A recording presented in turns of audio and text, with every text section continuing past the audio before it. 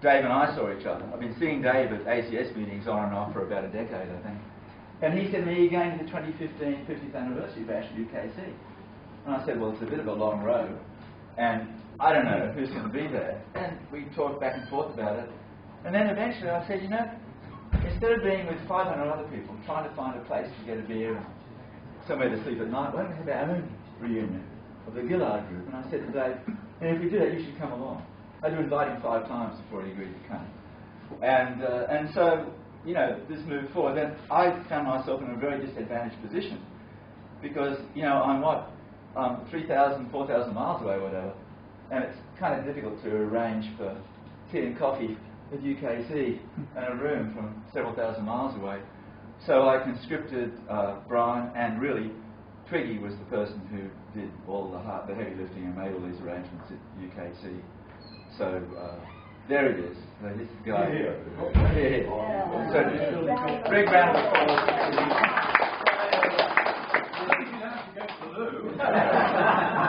Well done. Wasn't such a big event. Yeah. We heard the flushing though, You do look a bit flushed too.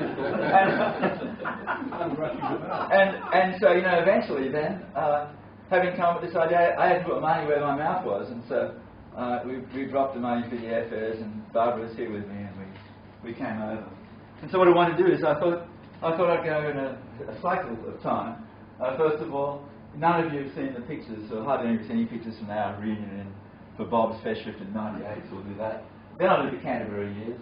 But then, the occasions after that, when some of us have been able to get together, and so I've got some pictures from later on as well. So I want now it's 60 slides in 10 minutes or something. So, first of all, Cardiff '98. There you go. Here's, Hank and someone who passed away not so long ago. This is 17 years of Bob Hudson from '98. And in '98 we said, we'll do this again in 2003, 5 years from now. So what is 12 years procrastination? What can I say? Was Bob in Cardiff then with us?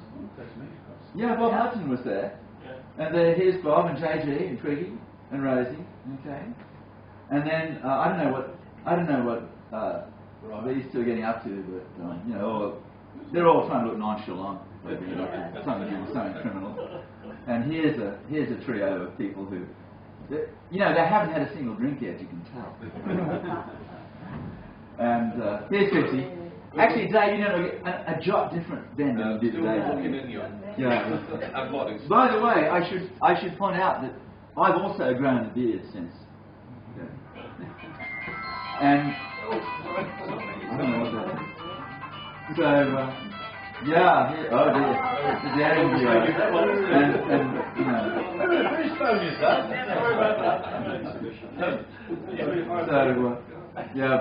Boy, this is a bit of a shock because Boz Who's passed the guy away. next to Bob? It's Boz. Bryce Bosnich. Bosnich? Yeah, Boz. Boz? My compatriot Boz.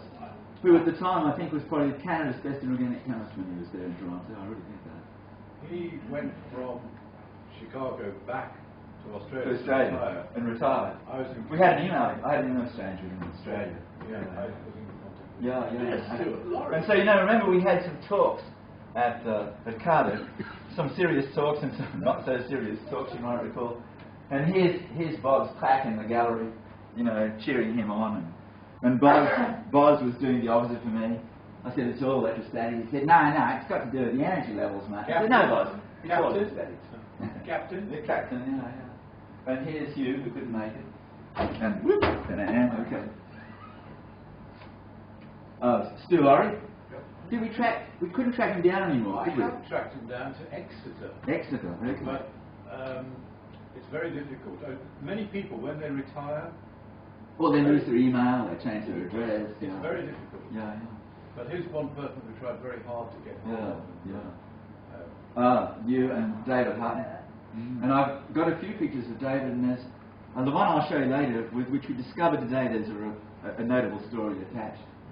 And it's a bit foggy here, you'll notice. That's not because Brian's been drinking. And I don't know what these two are up to, but Hank didn't want any part of it, obviously. Who's this? Mike Spencer. Oh, I don't know that person. And Twiggy, he's got his doubts about what's going on here. Ooh, I don't know about this, you know. And here's Rosie and Rob in typical pose. Shining pair. I think we must have been getting a bit moist by that time of the evening, you know. Everything is shining. Yeah. And then, you know, Bob gave a thank you speech. That was fun. And he said many things during his speech, including the time about, you know, this is the, you should have seen the optical rate of dispersion that got away. I mean, this was this big, that cotton effect. And on the way back to London, on the train, there's Hank and Rosie, and I was sitting opposite. And, you know, what we were commemorating, of course, was the Canterbury years. And when I arrived, this was the first laser I'd ever seen. This was the Kodak laserama spectrometer, hitting big laser. And I just discovered really this lovely kind of, you know, harmonics or something, that the interference of the monochrome radiation with the camera lens, I guess, in some way. And, you know, we used to have a library here at UKC. I've been over, and we noted that if you took away out of the chemistry section of the library all the multiple copies of undergraduate texts that they had, there'd be like 3 books left. You know. So I came, and this was a famous book from the 60s which I wanted to read, and I couldn't read it in Australia. It's banned in Australia. And I found it was in the UKC library catalogue, so I couldn't find it, and I put a request in, and I got this postcard back saying it's kept in the strong room, and I have to come back and apply for it at the What was it? William Burroughs' The Naked Lunch. They made a movie out of it too. I can't remember the name of the movie. Was it a rude book? You could, yeah, well, by some people's definition. Actually, the movie was interesting because the movie was about writer's block, actually, because these guys lived in Tangiers. Oh, there's another connection. So, you know, William Burroughs, he was one of these, what do they call the group of writers? It's kind of one of the Beat Generation type group of writers in the 60s. And these guys, William Burroughs and Lawrence Durrell, they smoked huge amounts of hashish. Now, in order to do that, they lived in Tangier in Morocco. And another person we know lived in Tangiers. She grew up as a girl in Tangiers. That was Tamara Brigazzi. And her mother knew all these people, okay? And she said, this guy, Tamara told me, this guy Burroughs was very weird. He dressed all in black. And if he had a dog collar, you would have been convinced he was a Catholic priest. He didn't have a dog collar. He dressed all with a big black hat and everything. And she told us her mother had a birthday party once. Tamara came home from school. Tamara was about 16 years old apparently. And she came in, and everyone was out in the backyard drinking wine and going on. And there were gifts and things in the house inside. And she wandered around, and she found some chocolate biscuits, chocolate fudge biscuits or something. Yeah, and so she had a glass of milk and some chocolate fudge biscuits. It turns out they're hashish brownies. She was wiped out for about 2 days apparently.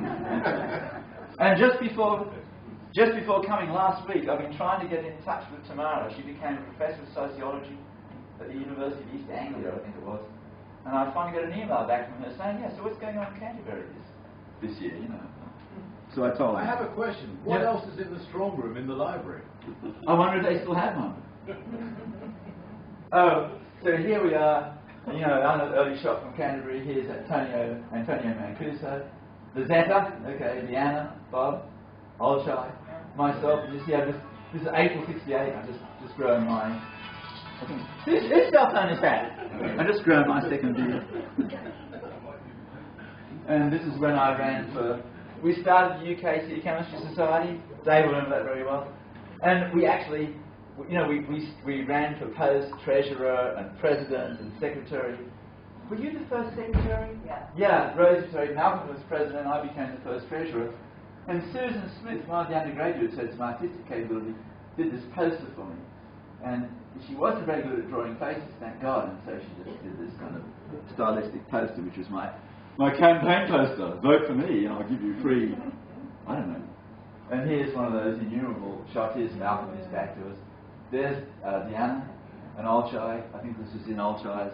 Olshai had she got a very nice room in Edith, I think it was. We always envied her room because it was a big one.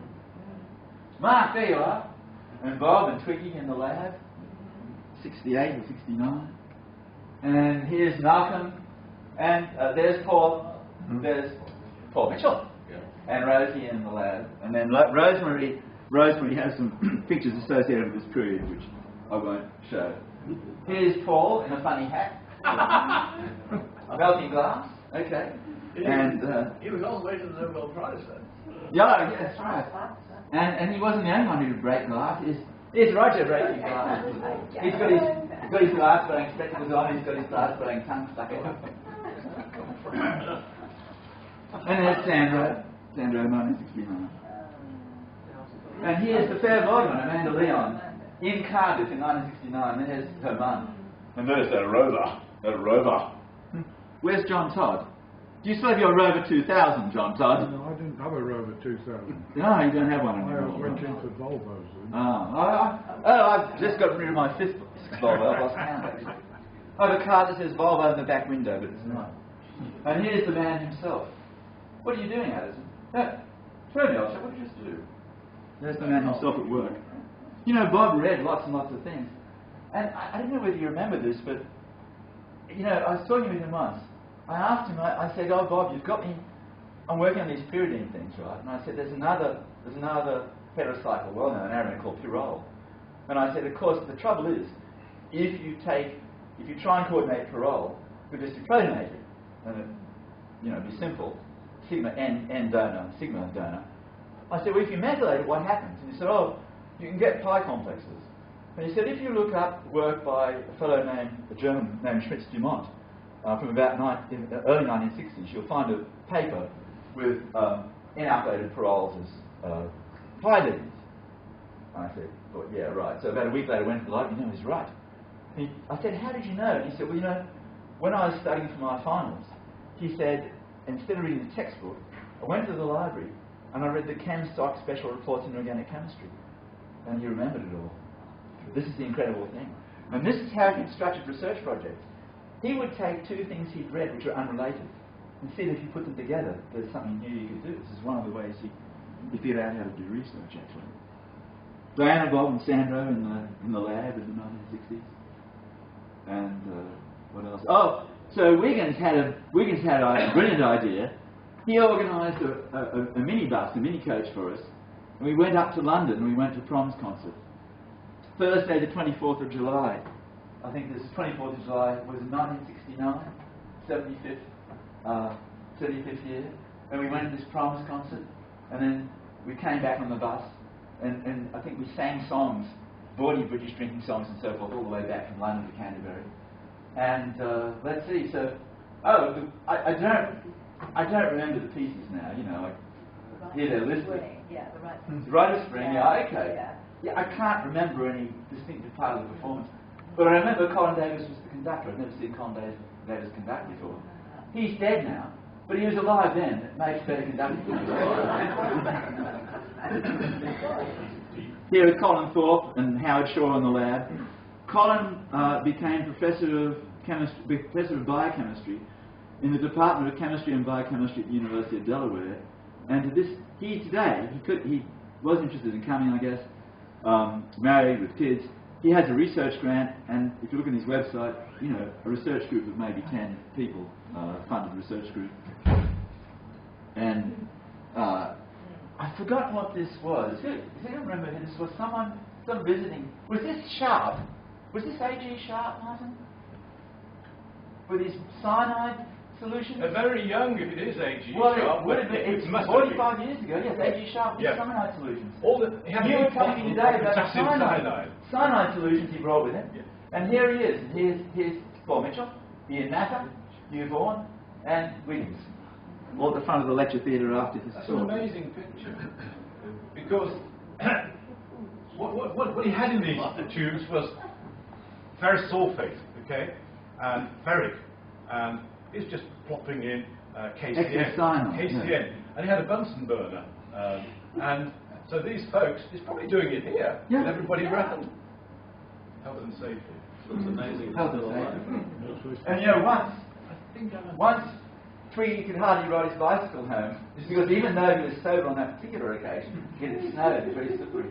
Here's snow in UKC, Canterbury. Is that Roger? There's Roger, there's Mark, and there's Malcolm at the back end of the Coming back line. from lunch. Amazing, Tony. And remember, we had Colonel B.D. Shaw come for the chemistry magic show demonstration. And this was the phosphorus land. This is a demonstration that I do for freshman chemistry to this very day, actually. The phosphorus lantern. Yeah. And I don't tell the health and safety people because there's fire involved. The other one I do is I have solutions. I have spray bottles with a solution of copper nitrate in aqueous methanol and a Bunsen burner on the front bench. When I spray, you get this wonderful great big flame. And one of the students 2 years ago took with their iPhone, their cell phone, a photograph of this, and they posted it on the university's website. And the immediate reaction was that my head of department got a telephone call from the Director of Health and Safety, and she had to write an email essay about what was going on. The Director of Fire Safety, Armour Floyd, I'd known him for 20 years, he appeared in my office door the next morning, and he said, "Hello, Dr. Ray." I said, "Hello, Armour. What's that?" He said, the Director of Health and Safety called me up, and he said, "Look at the university webpage. Do you know anything about that?" And he said, "Dr. Ray," I told him, "that's Professor Addison. If Professor Addison is doing something, he knows what he's doing, you have to worry about it." And I said, "Armour, God, you're a convincing figure. Thank you very much." Tell me, look, this is P205. I know, I do it in process. This is the water that Colonel Shaw is about to drink. Right. I have a cap on top of the vessel, so and I have water in the bottom to dissolve the P205. We ever do well, though. Phosphates are sold as a lower top. Here's Martin Barley, who couldn't come, unfortunately. And here's Bob on his infamous motorbike, which had a very strange carburation. It was hard to start. And then, if you tried to turn it to full revs, it would just die or something crazy, right? Very strange vehicle. Idle control. Here's the olive branch, now apparently called the old butter market. Myself and the late David Hutton having a pint of the olive branch. And these are some of my favourite photos, and here's one.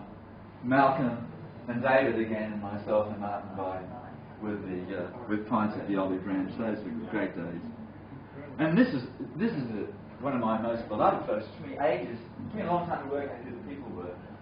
So have you figured out who that is? He was a statistician, wasn't he? No. Wasn't he? Didn't he? No, look who it is. It's Pete Robinson. It's Pete. Pete, are you here? Yeah, it's you, right? That's you there with all the hair. Right? You're trying to shoot. He shaved it off to try and fool you, see. You can't fool him. There's me. There's John Tucker, who he did a PhD with Bob Hudson, is it? Yes. Then he went and took up a job teaching at a boys' school in Oxford somewhere. Must have retired, and as usual now, when people retire, you lose track. So we lost track of it. Here we go. Here's John Dewhurst. There became, a few years ago on the internet, I found John in his undergraduate, his bachelor's degree, at University of St Andrews. And I went to the University of St Andrews website just a few years ago, and I found a fellow who looked very much like him who became a professor of history. And I tried to email him to get a response. I couldn't get a response, I think. Once he saw, like a lot of people, I see his email come from addison@drexel.edu, and they report it to the National Security Service instead. And does anyone remember that person? Betsy Lawler? Betsy Lawler was from Trenton, New Jersey. Okay. There's a Trenton and a Springfield in just about every state of the Union. She was from Trenton, New Jersey, one of a visiting group of American students. Betsy Lawler, Gail Wilson, who Mark Zeta married, and they have 2 kids, and they live in Marina Del Rey, outside Los Angeles in California, and have done for a long time. And the other one was Gail Podell, who was a whiny Manhattan lady. And the 4th one was, I think, this young lady's head, Jennifer Gates, I think. And you remember Steve Cridlett with the pipe? So one day we were at King's College, and we went and knocked on, I think it was Betsy Lawler's door, to see if she wanted to come and have coffee or something. And when she opened the door, Steve Cridlett was inside. Cridlett was trying to put the make on her. I don't think it worked. Actually, I found Betsy Lawler about 15 years ago. She was teaching English and other things at a school in Sri Lanka. And what happened was that, unfortunately, all the web traces of her, because I go on the web on Friday evenings and look for all you folks. And after the tsunami which was the Christmas of '05 or '06. I'm afraid she disappeared without trace in association with that event. It was rather a frightening thought. And here's one of a set of slides I took at one point on a nice sunny day at UKC. Here's the hear no evil, see no evil, and the do no evil Northern slide. So who have we got? We've got, who's that? Is that, not Jeff, no, it's not Jeff Lawrence. Mike someone? Pete someone? I can't remember. And this is Bob. This is the Bob who knew the words of every English popular and folk song. And he did the Christmas show with us. Tall guy with dark hair, a little bit porky. Anyone remember his surname?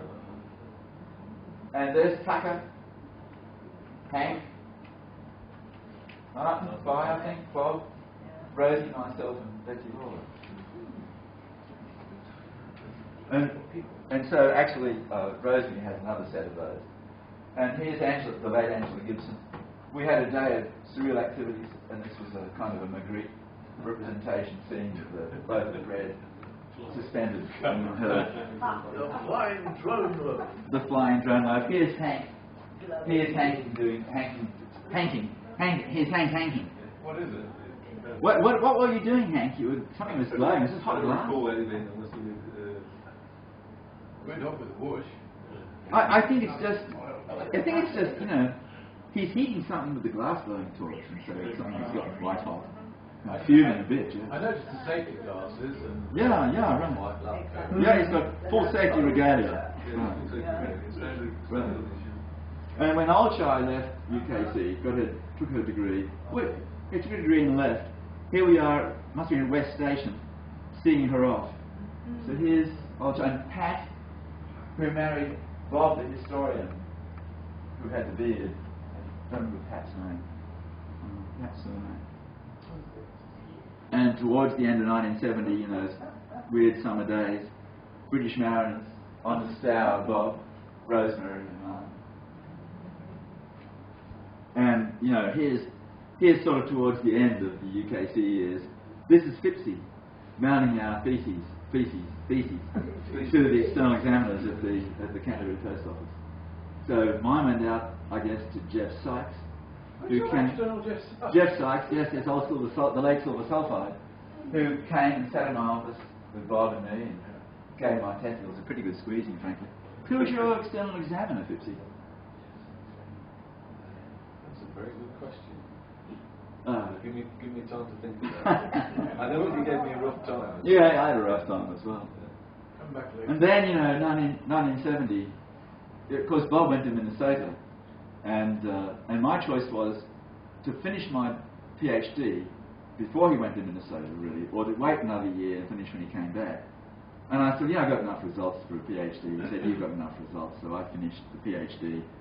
And he left and went to America, and I left and went to America. And some of you will remember Pete Sheridan. He did a PhD at Northwestern. And Pete Sheridan came to UKC and postdoc with Bob. And later on I met Pete Sheridan at Colgate University. He invited me up there and gave a talk. And we figured out that, you know, within 24 hours of each other, our planes must have almost literally crossed the mid-Atlantic. We're going in two different directions to exchange from, the same two universities, which just exchange campuses. And so Bob went to Minneapolis, and in November in Minneapolis, I took the train up the CNW to Minneapolis and visited him.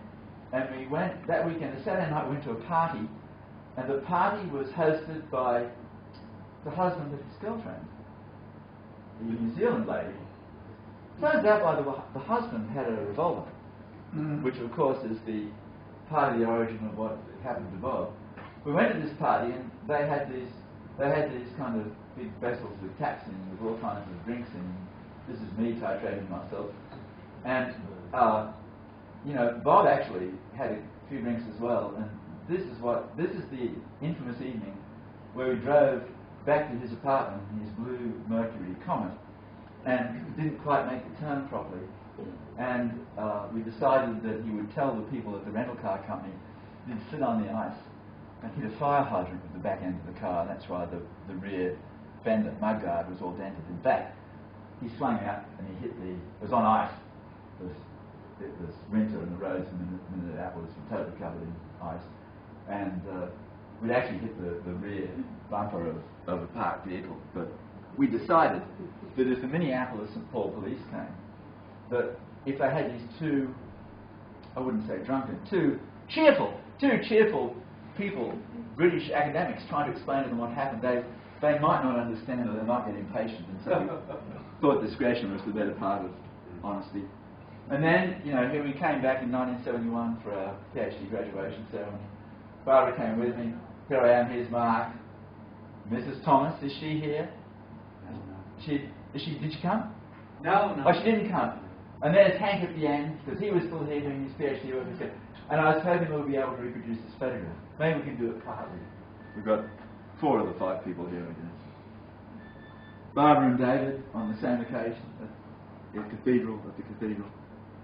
And then 71, 72, here's Paul Mitchell visiting us this is in the Shakespeare Garden at Northwestern University in Evanston. And I remember having a discussion with Paul about how we decided that if you spent, in those days, starting in 1971 maybe, if you spent 25 cents in the US, it was kind of equivalent to spending sixpence in the UK. When Paul told me, so he came, this by the way, it's like 88 degrees Fahrenheit, he's wearing a jacket, right? And I think maybe a tie, and shirt and tie, wearing a jacket, shirt and tie. And he said that he'd come up from Chicago, and he's walking up through Chicago, and he came to a fire station just the previous day. And he'd gone in because he saw the fire engine and wanted to look at it, and started talking with the fireman in the fire station.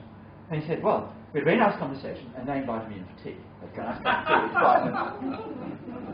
There's another story about him being in Chicago, and that involved going on the L. Yes, go on. Well, he did. Yes. And he got out of line. He's talking with all the people he shouldn't have been talking with. He went in the southbound direction or something he shouldn't have gone on, yeah. And this is also in Evanston. This is David Hutton came over and officiated Barbara's and my wedding. This is in Northwestern University's chapel on the campus in Evanston, Illinois. And today we discovered that John Jones and his wife were married in that very same chapel. In what year? JG, what year was it? 1958. 1958. September the 8th. Ours was November 17th. October 72. October the 21st. 1972. You're in trouble. I'm in trouble. Leave the country. And wedding reception, and Bob and Dana came to our wedding reception, so here's the man again. It was the incidents involving the young lady from New Zealand occurred after this. And in fact, he came and gave a talk at Northwestern, and she came with him, and it was clear from her behaviour at dinner that she was psychologically aberrant. And then towards a bit later, the 1980s, Peter Zolchai visiting us in Swarthmore in 1981. Here's Nick Addison, who was about 2.5 or 3 years old at that point. Like the last time I saw Zolchai. And then I had a NATO grant with a colleague in Leiden. And on one of those occasions, at least one of those occasions, I went back via England and stopped and saw people. And Cardiff 1984, and this is Bob with his daughter Fiona, looking extraordinarily happy actually. That's great. I'm in contact with Fiona. Are you? Okay, that's great. And she is a very successful lawyer. Good. Well, you can see that. Time marches on. Yeah. And I think this is a later, this might be 87, I'm not quite sure, it's the same or later one. And so David still, myself, Bob, and Angela Gibson, this was, I think... Stayed in Croydon in our garden. This was, yes, I was trying to figure out where it was. It was in London, I know, it was in your garden. Yeah. Croydon or Croydon South? South Croydon. South, Croydon South, yeah, in London. Very good. That's Angela Gibson from... Angela Gibson from... No. She was doing an undergraduate degree here, I think, in English or history. Yeah. And Angela passed away about 20 years ago, 15 years ago, with cancer. Yeah. A bit shocking. 1984, a bunch of people in Philadelphia who came to the 1984 fall of American Chemical Society National Meeting. Terry Sheffer, old friend from UBC. Here's Brian attended. Here's here's Alex. So Alex would have been 2 years old. Nick by now is 5 or 6. Jan Rydyk, Barbara. I took the photograph. But there's Brian visiting us in '84, as he mentioned earlier. And actually, gosh, there's even a couple more visitations. So this is the Wigginses in Pennsylvania. This is the Mere Fate of Cloisters. What year was this? 98. Really that late? Really that late? Okay, I would have thought it was early. Could be 98. Yeah. No, that's Henry Wiggins, by the way. Yeah. And here's Hank in '91 in our garden. A quick one-day visit. What were you doing in Philadelphia at the time that you came to that? I was at a course, a patent course held by a company called Darby and Darby in Washington DC. Okay, a patenting law stuff? Or? Yeah, it's West patent practice. Okay. And I had a few days off, so I decided to, among other things, to come out to USA on Great. train. Right. Yeah, I took a train up. Yeah. And 2005, here Rosie and Tony visiting us the famous Liberty Bell in the pavilion, the new pavilion in Philadelphia now. And you know, this is one I got. Actually, you can't see the trees I was talking about on the left, but this is looking down. The chemistry department's over there. I know, just off Cameron, and this is the dusk scene. You know, the end of the day at UKC, and that's the end of the day for me. There you go.